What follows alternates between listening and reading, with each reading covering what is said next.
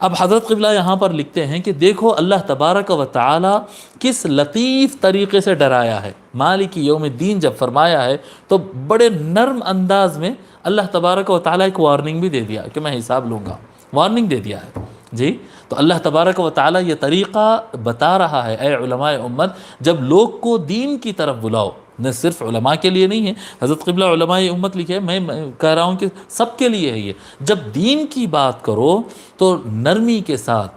حکمت کے ساتھ، سمجھداری کے ساتھ، ترغیب کے ساتھ جی اس کو موڑو۔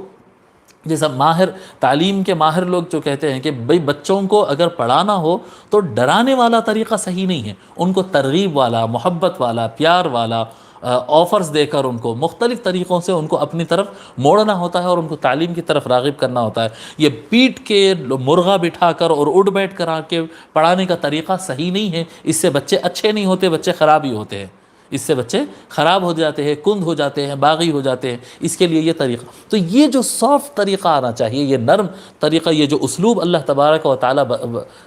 کیا کہتے ہیں اپنے حساب لینے کا طریقہ کار جو